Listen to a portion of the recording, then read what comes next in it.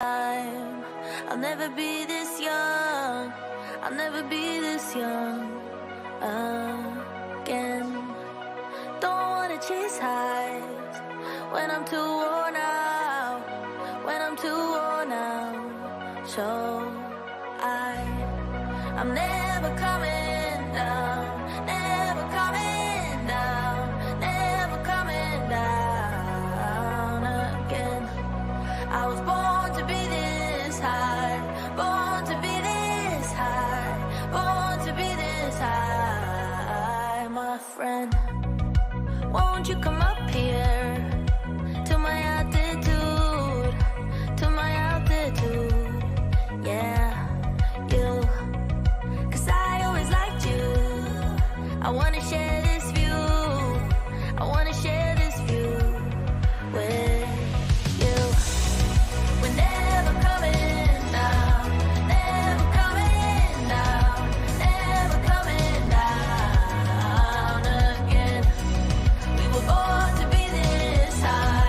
Hi everyone.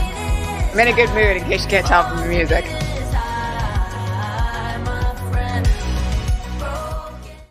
All right, welcome. It's Resistance Live. I'm so excited, you guys. I'm in like a great mood today. I've got like so much good news to share. And also I want to talk a little bit about my experience last night at our local school board going like head to head with Moms for Liberty, because I think we're going to see a lot more of this in different places after last night. And so I want to spend some time on all of it. Plus Ivanka Trump is on the stand while we're talking. So, anyway, welcome. As usual, I'm coming to you from occupied Tongva territory here in Southern California. Today, for our visually challenged viewers, I'm in a black blazer and a white shirt with a rough-edged collar. My hair is pulled back. I have my really thick gold hoops in, and I am a pink-skinned, green-eyed, dirty blonde woman as always, and my pronouns are she, her. Hi, Costa Rica. It's been a while since we've had somebody coming in from Costa Rica. Brittany, France. As always, I saw Sweden earlier. Amsterdam. Hi, Mark. Michigan, Florida, Portland. Look at you guys. Maryland. Lots of happy people in Ohio. Woot, woot. All right. So let's talk really quickly about what happened last night, because I do want to talk about Ivanka's testimony, but it's been fairly dry this morning so far, which actually I'm not surprised by. So, let's just talk for a second about what happened. And I have to just say to everyone, you know, I know a lot of you were really freaked out on Monday about, and even on Sunday on our progressive coffee hour for our Patreon subscribers, about the New York Times poll that came out on Sunday. And I said at the time, and I think it's worth repeating now, that 3,226 people being polled about how they think the country is doing or whether or not Joe Biden's going to be reelected, 50% of whom are Republicans, does not an election make. And if we need any proof of that, we have it as of last night.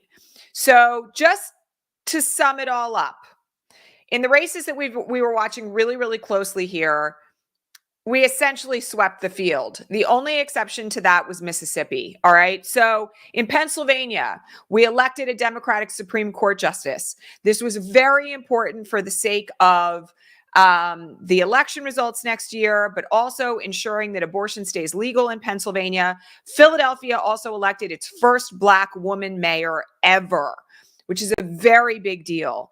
Also, I have to point this out. You've all heard me talk about Bucks County, Pennsylvania, where I was born and raised. You've heard me talk about the Central Bucks School District, which was taken over by Moms for Liberty nut jobs 2 years ago. Well, last night, every single one of those Moms for Liberty candidates in the Central Bucks School District was voted out. It was a very good night in Pennsylvania. And I think that we have a lot of reason to celebrate at the moment with all the developments that took place yesterday in that state. Andy Beshear was reelected in Kentucky. And I got to point it out. I mean, there's a lot of noise about this morning, but the victory in the Kentucky governor's race, party-wise, has predicted the winner in the last 5 presidential elections. So if you're looking for another reason to read some tea leaves and be optimistic, Andy Beshear winning again might be one of them. And I also just want to point out that Andy Beshear ran on a very pro-abortion rights platform that included by running ads for the governorship by, like, literally by victims of child sexual abuse who had had abortions about what his opponent wanted to take away from them. And they were gritty and hard to watch, but extraordinarily effective. And I think that, you know, again, I got to remind everybody, this is Mitch McConnell and Rand Paul's state. If Andy Beshear can get reelected there as a governor, we might see Kentucky flip blue in the next few years. So keep your eyes on that one. I would be incredibly remiss if I didn't talk about Ohio. Holy crap. Did you guys really get it done? And I know we have so many viewers from Ohio here. I just want to thank you because I know so many of you were out there text banking, phone banking, doing work with Red Wine and Blue, doing work with Run for Something because we had a lot of candidates running, doing work to make sure that issue 1 and issue 2 passed. And I got to tell you, they didn't just pass. Like, they passed by overwhelming majorities. So as of now, the right to abortion is ensconced in the Ohio State Constitution. Recreational marijuana use is legalized. That was issue 2. And also the initiative that essentially bans the state from prohibiting any form of abortion before viability is also now the law of the land in Ohio. It's huge. And again, I got to point out, it's not like Ohio is some radical blue coastal elite state, as the far right likes to say. This was accomplished through incredible on-the-ground organizing by women, by non-binary people, by men who are allies. And I can't say enough about how much the grassroots organizing has changed the entire landscape, not just of Ohio, but of what's possible. You know, my friend Toby Gianluca, who you all know is a Democratic activist in Florida, and who I've done a lot of nationwide organizing with. One of the things that she pointed out last night is that the results here are a sign of how much Democrats have learned to fight.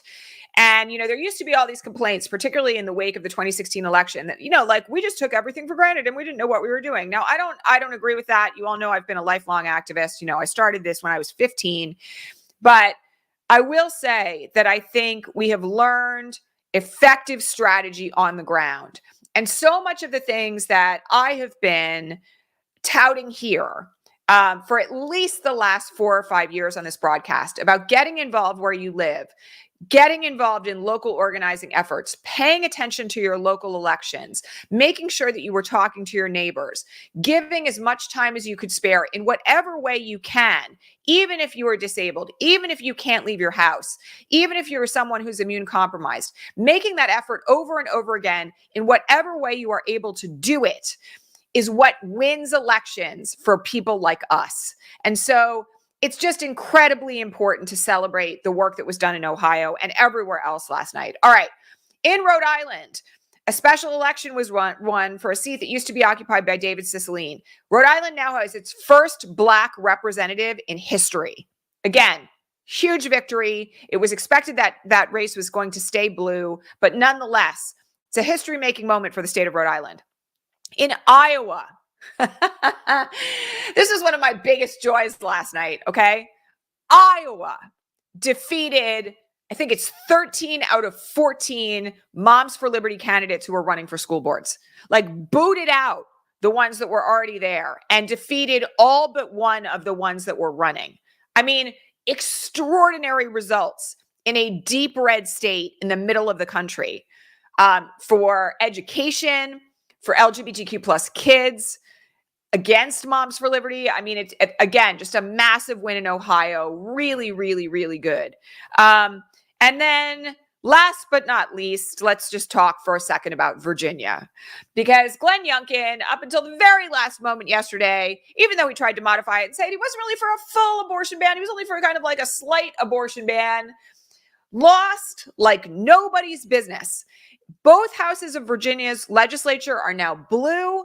And on top of it, Glenn Youngkin, who was rumored to be a potential late entrant into the presidential primary race, is probably done.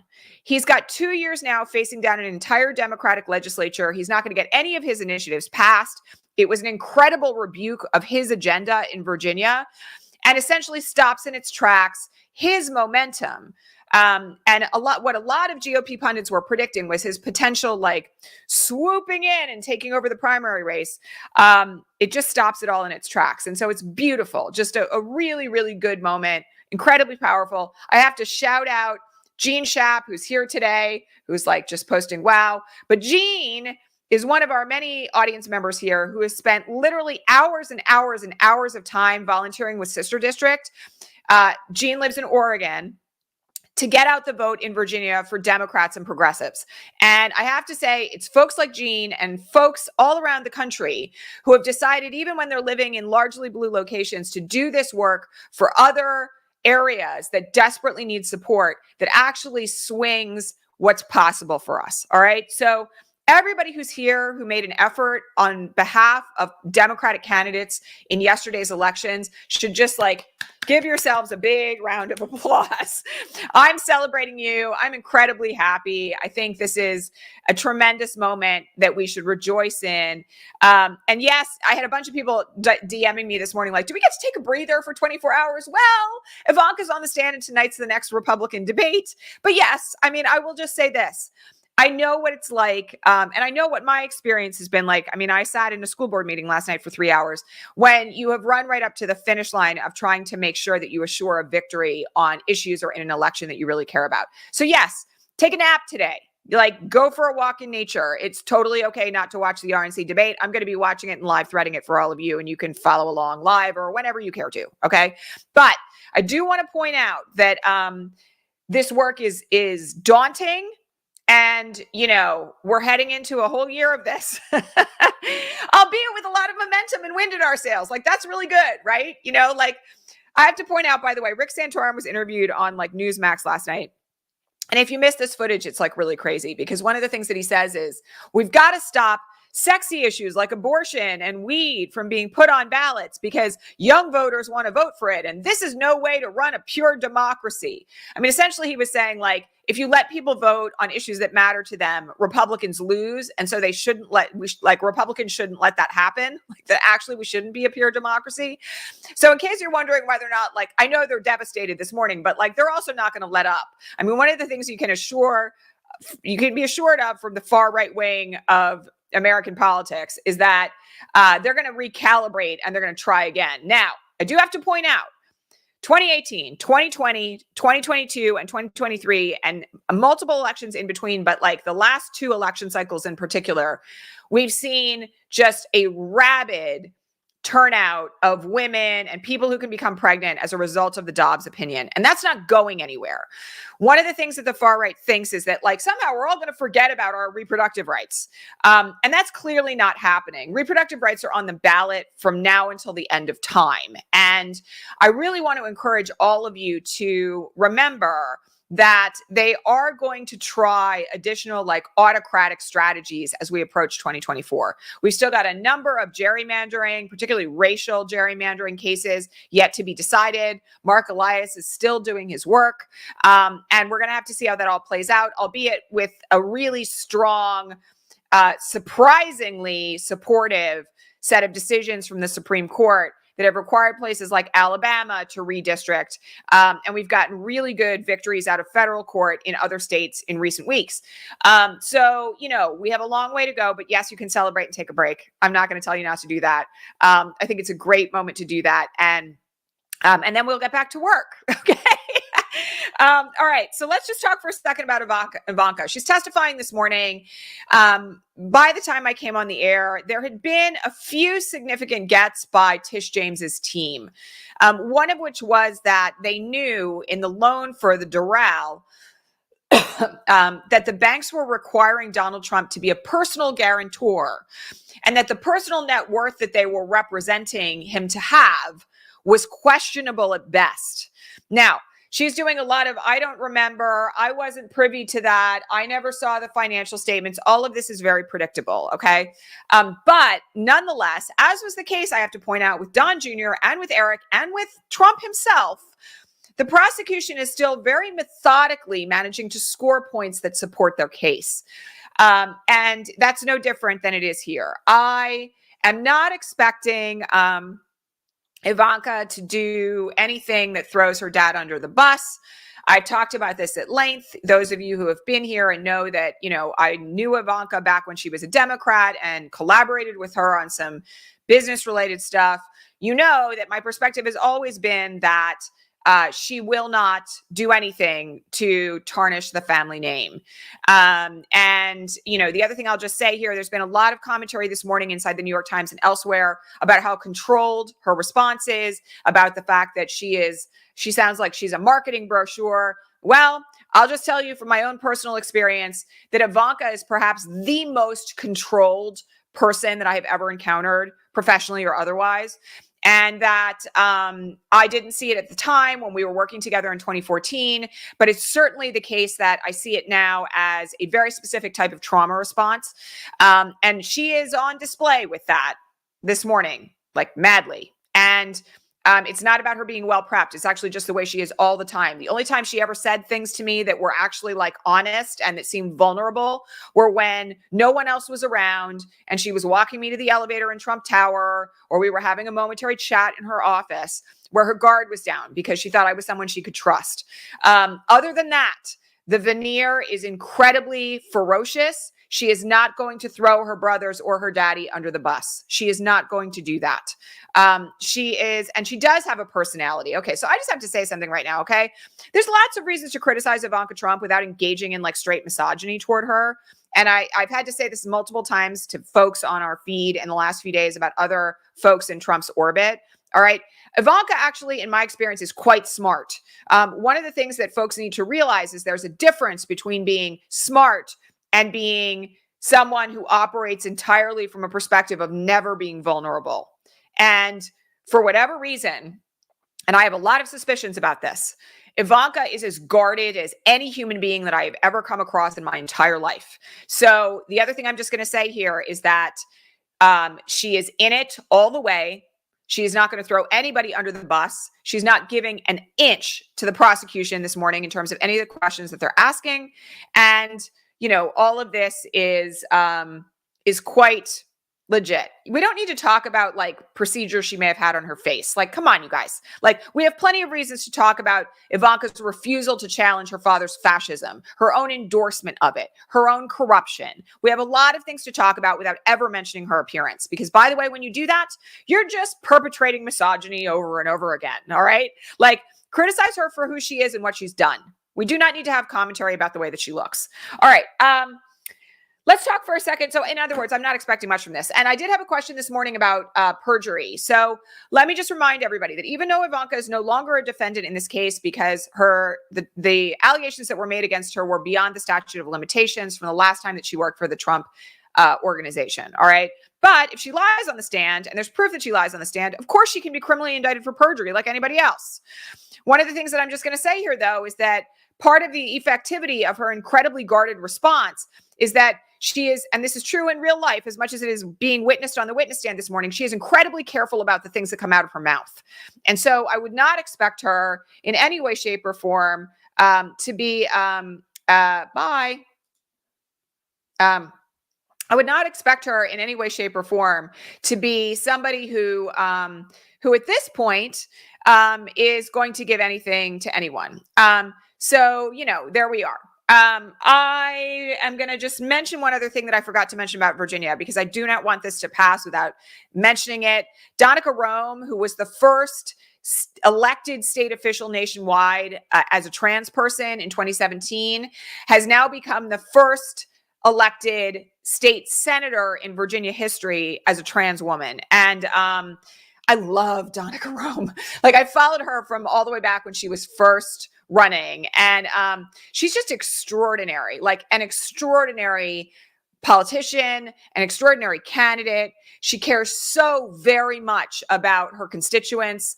You know, she ran on traffic. She ran like in like the Northern Virginia corridor, which for me as an ex-DC resident and somebody who went to law school in DC and, you know, was first licensed in the state of Virginia, the first federal court where I argued a case was the Eastern District of Virginia.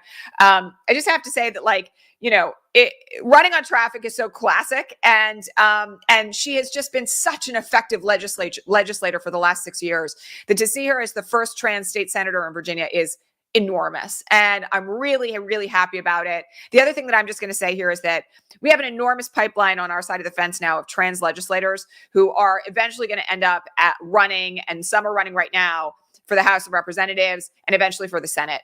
And I can't wait for the moment. I can't wait for the moment when we have our first trans elected official on the federal level. It's going to be a huge win for the future. Okay. The RNC debate, the third RNC debate is tonight. And somebody corrected me on this just the other day. And, I do have to mention that Tim Scott is actually going to be on the stage. He had not initially qualified, but again, apparently he has now. So it's Tim Scott, Ron DeSantis, Chris Christie, Nikki Haley, and Vivek Ramaswamy are going to be on the stage tonight.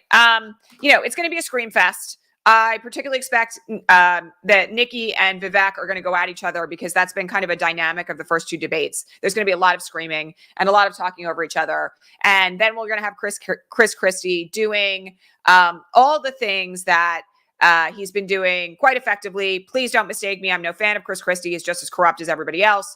But he's been quite effectively calling out all of the failures of Republicans to accept the fact that Trump is under 91 criminal indictments in 4 different jurisdictions, and he's probably going to go to prison. So I just I want everybody to just understand that we're not really going to have much new information coming out of tonight.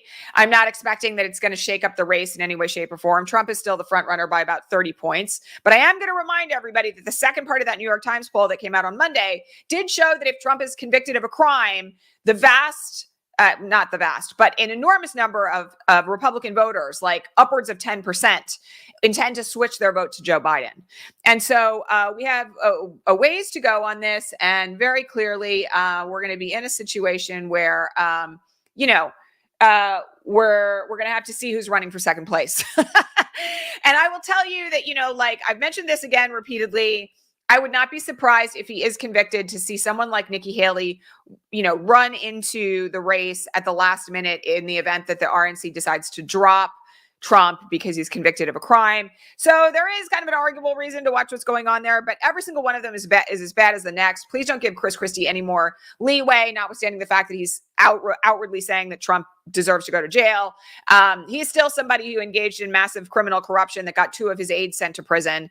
And he's just as far right on all of the policy issues as anybody else. So I'll watch it and I'll live stream it. I mean, not live stream it, but I'll be live threading it. And you all can kind of pay attention to that and see what's next. Okay. I spent last night, and this is the reason why I wasn't live posting about the election results. I spent 3 hours last night in our local school board meeting where a group, and this is very fascinating. None of them appear to be actual parents in our district, but a group of folks aligned with Moms for Liberty. And there was one person right there from what appeared to be like a Turning Point USA kind of perspective, like a younger man, not Gen Z necessarily, but 25, who started off the night by talking about how he had felt pressured to claim that he was gay by other students when he had been in high school. What? And that therefore the pride flag should be banned. We also had a really weird contingency of gays against groomers that showed up, including one really hardcore TERF, to talk in favor of banning the pride flag in classrooms. And then we had a massive turnout for LGBTQ plus students in our district. And that in and of itself was really good to see. I was somewhere in the range of the 18th or the 19th person who spoke. And there were a lot of educators there, parents of trans and non-binary kids, folks. There were a lot of students there, including LGBTQ plus students. And then our school board is also comprised of 5 student representatives from each of the main high schools in our district. And every single one of them got up and spoke in favor of maintaining the pride flag. It was very emotional for me. There is video. It's not available yet. I barely made it through my speech without crying. And I've sort of felt since I was done, kind of on the verge of needing a really big cry since. But it was really simultaneously horrifying to see the way in which the talking points have been manipulated, because a lot of what the Moms for Liberty folks were arguing was, well, the American flag is the most inclusive flag we have. It includes everyone in America. So why not just have the American flag and the California flag? Why do we need any other flag? Then there were people who got up and claimed that because California prohibits discrimination on the basis of sexual orientation and gender identity in education, that heterosexual and cis students were being discriminated against by the pride flag being posted. They come across as very, benign. And this was one of the points in my speech that, Moms for Liberty as a national movement has become very effective at looking like they're just standing up for things like patriotism, right? And parental rights, and that these terms sound very benign, when the reality is that they're bringing hate and harm to every district where they're trying to gain a foothold. So I did a whole speech about wolves in sheep's clothing. It got a lot of applause. I also mentioned that Moms for Liberty had been designated as a hate group by the Southern Poverty Law Center, which made them very upset. Like, it came up in subsequent speeches that I had said that.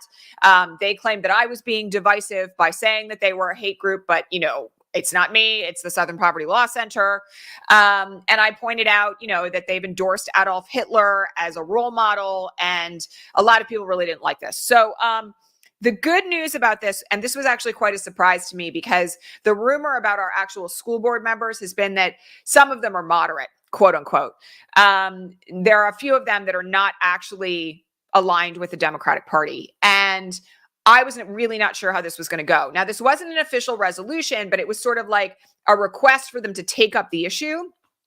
And someone on the Moms for Liberty side said, we want to know how every single one of you stands. So when this was all over and done with, and like 35 people had spoken, every single one of our school board members gave a little speech. And what was shocking about it, and really beautiful, to the point that like my eyes were filling with tears while I was listening to it, was about the fact that one of the primary values of our district, and I have to remind everybody, like, I live in Katie Porter's district, but it's still Orange County, right? Like, this is not a place, before Katie Porter, we had a Republican representative that was elected by 17 points. Okay. And, but the district has changed a lot. In the last 5 years, it's a lot of people from elsewhere. We have an enormous first gen and original Asian immigrant population here. We're incredibly diverse. My particular school district area is only 40% white. And so it's changed quite a bit. But every single one of these school board members gave a speech about the underlying values of our school district. And how, for instance, that one of them said that he had been invited to the White House recently for a Korean Americans celebration, and he saw the American flag and the Korean flag flying side by side, and the Korean flag did not diminish the American flag in any way, shape, or form, and that he sees that as a parallel issue to the pride flag. We had other folks talk about the fact that democracy is messy, and that just because there might be a debate about whether or not something is a good idea doesn't mean that you ban the protected speech of allowing teachers to post a pride flag voluntarily in their classroom if they would care to be welcoming to LGBTQ plus students. We had another school board member who talked about the fact that diversity is the biggest asset in our school district, and that one of the things that they're the most proud of is the way in which the school district continues to move forward to make sure that every child is safe, that that's really what it's about at a fundamental level, that every child is safe enough to learn. And so it was really quite an extraordinary end to the evening, to the point where, I had a moment where I was like, okay, we're all right. Like, we're all right. And they failed, and they picked the wrong district. And, I had people from our local LGBTQ center sitting next to me. Alex Moager, who many of you may have followed on Twitter, who's now running for California Senate here. He and I recognized each other off of Twitter within the first couple of moments that we were there. Turns out he grew up here. He was educated here. He went through this exact school district. He gave an incredible speech as a gay future legislator about his experience growing up here and what a difference it would have made to him to have a pride flag in the classroom. And we sat together, and he kind of like, had my back at the moment where like my heart was pounding so hard out of my chest, I wasn't sure that I was going to be able to speak because I was so upset about what was coming from the other side. So to have a win, like a 5-0 put down of an initiative in our school district to ban the pride flag, and to have such an incredible turnout for LGBTQ kids, to see family members, moms, white suburban moms in particular with like pride flag stickers on their chests, getting up and talking about how much the community values every child within it was kind of extraordinary. And sort of gave me a lot of hope. I don't think Moms for Liberty is quitting anytime soon, but I'm also just going to tell you that I'm gonna do my best to share the speech. I may blur out the district just because of safety issues, but I do want people to understand that there are strategies to beat these people. And part of it is about really telling the truth about what they're up to, about undermining the sort of like benign talking points that are like, this is all just about the American flag being inclusive. And, like, we just want everybody to be equal. And the other big talking point last night was like, teachers should be focusing on just teaching our kids. Why are they, pushing the pride flag? Nobody's pushing the pride flag, right? Like nobody's even talking about it. They're educating our kids. One of the teachers got up last night and said, believe me, if I could indoctrinate your kids with anything, I would be indoctrinating them with love and kindness, but I can't, right? Like that's not my job. My job is to teach your kids 11th grade history. And so it just, it was a really extraordinary night. And there were gay parents who talked, we have this incredible trans activist here who got up and spoke about his experience and what a difference it would have made to him to see a trans flag in a classroom when he was a child. For Orange County, which I know a lot of you talk smack about, the Real Housewives gave us such a bad name, but I've been telling everybody for years now, since I relocated here in 2018, that, it's not the Orange County that it used to be. Yes, there are still pockets of it that are very seriously right-wing, like Huntington Beach. Saddleback Church, one of the original mega churches, is still hugely influential in Lake Forest. But for where we are right now, it's an incredible ground shift in the direction of true progressive values. And last night was a huge win. Like I don't want to downplay it. It was massive, and I'm really proud of it. Even though it was incredibly hard and really emotional. And I talked about my own kid being bullied. I talked about the value of the pride flag to them when they walk into a classroom and they know that a teacher has their back. And that was really hard to talk about. And it was really hard to get up there and say, like, my kid is no threat to you, in the face of these incredibly nasty white women, and not just white women. Unfortunately, there were, some of these Moms for Liberty moms. There was one Black mom there. There were a couple of Asian moms. And they've swallowed the Kool-Aid, and it sucks. But at the same time, being able to get up and really stand up for what's right face to face with like my neighbors who would, some of whom would really prefer to like wipe kids like mine off the face of the earth.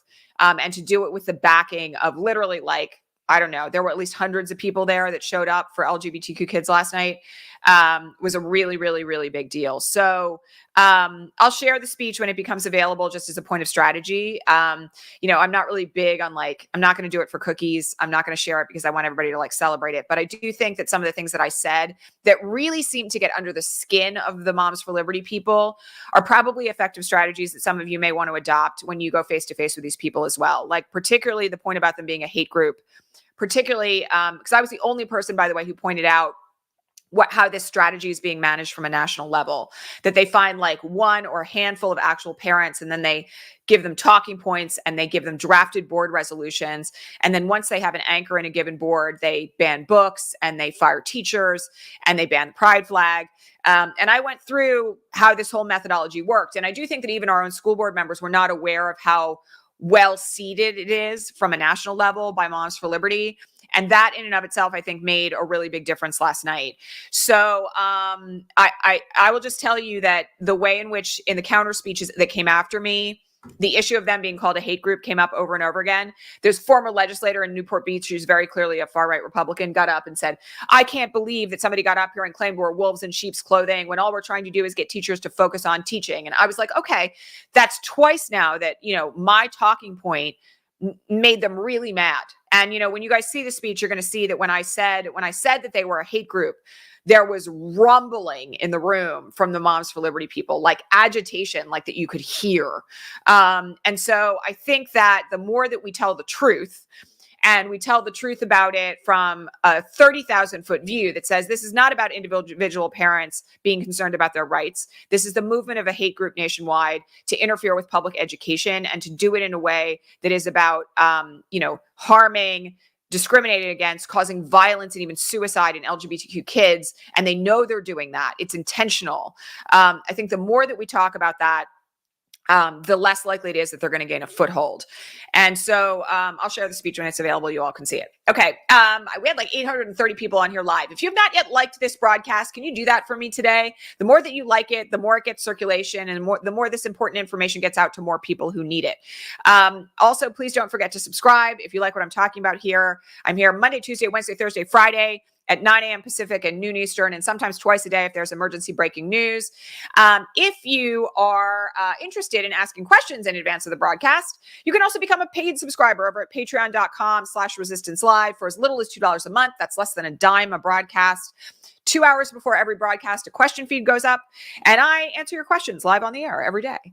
You can also go in at a higher tier if you want extra perks and swag and, you know, all other sorts of goodies. And no matter what level you're at, you also get to join us for Progressive Coffee Hour on Sundays, which is super fun, much more laid back and mellow, really a community gathering of great people doing great work to make the world and the nation a better place.